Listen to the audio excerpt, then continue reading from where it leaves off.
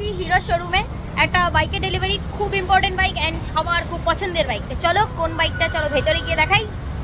এই যে সেলিব্রিটি মানুষ,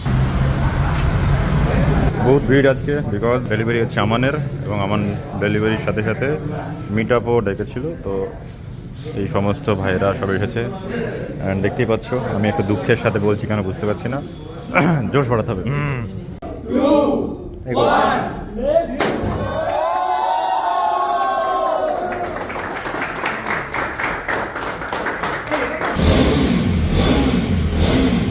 এসি প্রজেক্ট লাগাও। দেখিয়েছে যে আজকে আমি যে জায়গায় দাঁড়িয়ে আছি এই মানুষটার জন্য। যখন একটা টাইমে সবাই আমার এগেইনস্টে ছিল, এমনকি আমার ফ্যামিলি, এই মানুষটা আমাকে without any reason, as a not আমার সিনেমাটোগ্রাফার নয়, অ্যাজ এ একটা দাদা বলতে পারি, অ্যাজ এ ফ্রেন্ড আমাকে অলওয়েজ সাপোর্ট করে গেছে। আর আরেকজন ওই যে বলো রুলাই কাকা, ফুটেজ দেয়নি, এদিকে এসো। তুই তো জীবনে দিলি না। নিজের তো কোনো দিদি নেই, তা তুমি দিদি মাখতে হবে, আজকে দিনে মাখতে হবে, আজকে দিনে মাখতে হবে। নিজের তো আমার কোনো দিদি নেই, স্কিন কেয়ার করতে হবে। এটা হচ্ছে নিজের কোনো দিদি নেই, কিন্তু দিদির থেকে কম না। Thank you.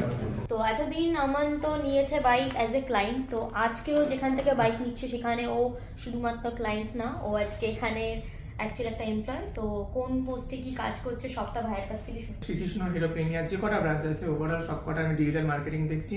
তো এখন এটা বল যে তোর আন্ডারে কোন কোন শোরুমটা আছে আর কিভাবে কে প্রসেসে কিভাবে তোর সাথে যোগাযোগ করে বাইক বুক করবে। আচ্ছা, অল ওভার ওয়েস্ট বেঙ্গলে শ্রীকৃষ্ণ প্রিমিয়ার, শ্রীকৃষ্ণ এটা তো প্রিমিয়ার ব্রাঞ্চ, শ্রীকৃষ্ণ যে কটা ব্রাঞ্চ আছে হিরো সব কটা ব্রাঞ্চই মানে আমাদেরই মানে আন্ডারে পড়ে। তো পার্সোনালি টোটাল সব ব্রাঞ্চের ডিজিটাল মার্কেটিং আমি দেখছি।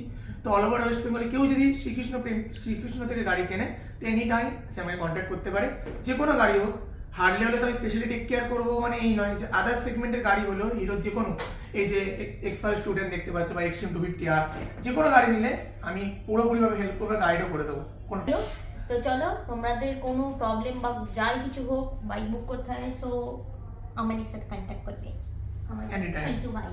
আর দিদির কথা বললে আমি একটু স্পেশাল ভাবে টেক কেয়ার করবো, যে আমি দিদির থ্রুতে। ও মাই গড, এটা বড় ব্যাপার, সেই ব্যাপার। তো নিজেকে কি স্পেশাল ফিল হচ্ছে না যে আজকে দিদি ভাইয়ের ইন্টারভিউ নিচ্ছি। নালে অলওয়েজ আমি এটা লাস্টে বলেছি, অলওয়েজ দিদি দাদা মানে আমার কোনো কাজের সূত্রেই আমার সাথে মানে সেইভাবে মিট হয়, কারণ সময় হয় না, যে বাড়ির ডিস্টেন্স যেটা হয়, ফোনে তো কথা হয়, রেগুলার বেসিসে দেখা হয় না। ফার্স্ট টাইম এটা হলো যে দিদি আর দাদা দুজনেই এসছে এখানে অ্যাজ এ গেস্ট। আমি আগেই বলে দিয়েছিলাম আজ তুমি গেস্ট হিসেবে আসবে, কোনো তোমার কাজ না, তুমি জাস্ট আসবে, এনজয় করবে, ব্যাস, দ্যাটস ইট।